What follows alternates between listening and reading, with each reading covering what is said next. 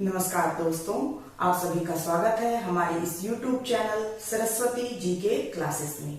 आज की इस क्लास में हम झारखंड के प्रमुख विद्रोह और आंदोलन के क्रम में जानेंगे सरदारी विद्रोह के बारे में। तो आइए शुरू करते हैं आज की क्लास।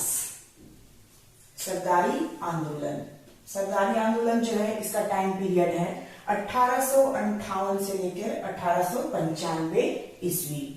ये जो लड़ाई है, सरदारी लड़ाई या सरदारी आंदोलन, उसे मुल्की यानी कि मातृभूमि की या मिल्की यानी कि जमीन की लड़ाई भी कहते हैं। यानी सरदारी आंदोलन जो है वो मातृभूमि की लड़ाई या जमीन की लड़ाई भी उसे कहा जाता है। मुल्की या मिल्की की लड़ाई भी उसे कहते हैं। इसके जो नेतृत्व करता थे वे थे विभिन्न मुंडा या कोल सरदार, यानी कि विभिन्न मुंडाओं या कोल सरदारों के द्वारा ये सरदारी लड़ाई जो है वो लड़ी गई थी। इसका उद्देश्य था जमींदारों को बाहर निकालना, बेगारी प्रथा को समाप्त करना, भूमि पर लगाए गए प्रतिबंधों का विरोध करना। यानी कि लगभग हर चीज जो अन्य विद्रोहों में जो चीज हमें देखने को मिला है वो इसमें भी देखने को मिल रहा है कि जो जमींदार थे वे लोग इनका बहुत ज्यादा शोषण कर रहे थे, जिसकी वजह से ये जमींदारों को यहाँ से बाहर खदेड़ना चाहते थे। फिर बेगारी प्रथा को समाप्त करना चाहते थे, क्योंकि इनसे बहुत ज्यादा काम लिया था बिना किसी मजदूरी के और ये उनसे बहुत ज्यादा त्रस्त थे, इसलिए वे इस बेगारी प्रथा को समाप्त करना चाहते थे। और फिर भूमि पर लगाए गए प्रतिबंधों का विरोध, और जो भूमि पर प्रतिबंध लगाए थे अंग्रेजों के द्वारा, उन प्रतिबंधों को ये विरोध करते थे, क्योंकि ये स्वतंत्रता प्रिय थे और अपने जीवन में किसी भी का हस्तक्षेप बर्दाश्त नहीं करते थे।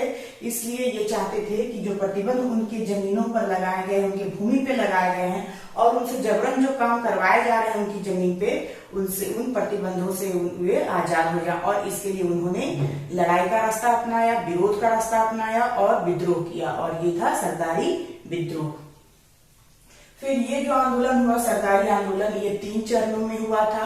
पहला चरण जो था वो था भूमि आंदोलन। प्रथम चरण था भूमि आंदोलन, जो 1858 से 1881 ईस्वी तक चला था। ये इसकी शुरुआत जो है वो छोटा नागपुर खास से हुई थी, और जो आंदोलन का मुख्य केंद्र था वो था सोनपुर, बसिया, दोईशा और खुखरा। ये जो 4 जगह थे ये सरदारी आंदोलन के मुख्य केंद्र थे। शुरुआत तो छोटा नागपुर से हुआ था भूमि आंदोलन का, लेकिन जो ये 4 केंद्र थे इस आंदोलन के वो मुख्य केंद्र थे। फिर ये जब आंदोलन शुरू हुआ और ये बहुत जोर पकड़ गया, तो यहाँ पे जो अंग्रेज अधिकारी थे, जो अंग्रेज थे, उन्हें ऐसा लगने लगा कि यहाँ पे कुछ सुधार की जरूरत है, वरना ये आंदोलन जो है वो नहीं थमेगा। इस तरह उन्होंने निर्णय लिया भूमि सर्वेक्षण का, और भूइयां की जो जमीन थी उसका सर्वेक्षण करने का निर्णय लिया गया कंपनी सरकार की तरफ से। भूइयां कास्तों के सर्वेक्षण का निर्णय लिया गया, और इसकी जो सर्वेक्षण का जो जिम्मेवारी दी गई वो दी गई लाल लोकनाथ को। ये जो सर्वेक्षण जो कास्तों की भूइयां कास्ट सर्वेक्षण का निर्णय लिया गया, इसकी जिम्मेवारी दी गई लाल लोकनाथ को। फिर 1867 ईस्वी में इस सर्वेक्षण के आधार पर छोटा नागपुर टेन्योर्स एक्ट जो है वो पारित कर दिया जाता है। जब भूइयारों की कास्तों की सर्वेक्षण की जाती है तो 1867 ईस्वी में छोटा नागपुर टेन्योर्स एक्ट जो है वो पारित कर दिया जाता है। फिर इसके द्वारा जो क्या होता है कि भूइयार और मंजियस कास्ट जो थी उसके संबंधी विवाद जो है उनका अंत हो जाता है।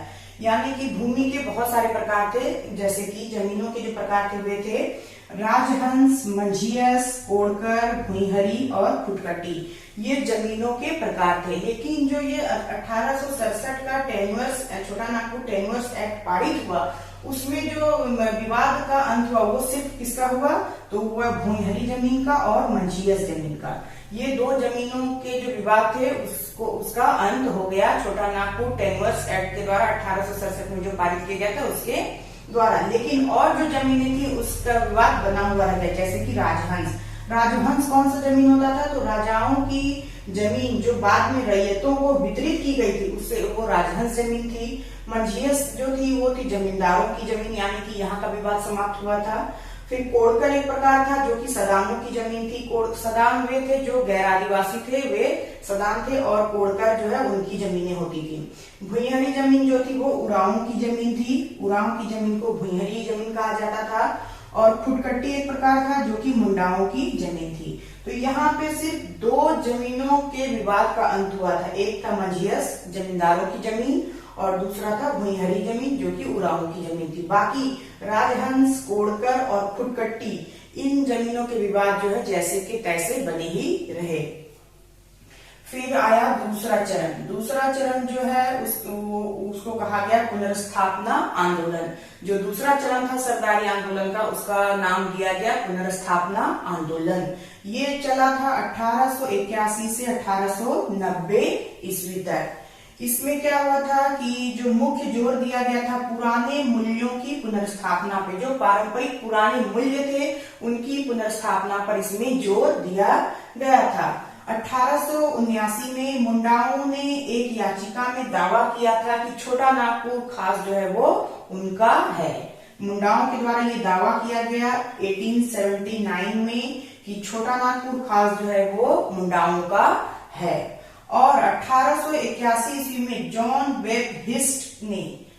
वेबहिस्ट ने छोटा नागपुर की पुरानी राजधानी दोईसा में स्थापित कर छोटा नागपुर को स्वतंत्र घोषित कर दिया। क्या किया गया कि जो पुनर्स्थापना, जो पुराने मूल्यों की स्थापना पर जोर दिया गया, उसके लिए आंदोलन किया गया था 1881 से 1890 में। उसमें मुंडाओं ने 1879 में दावा किया कि छोटा नागपुर खास जो है वो मुंडाओं का है।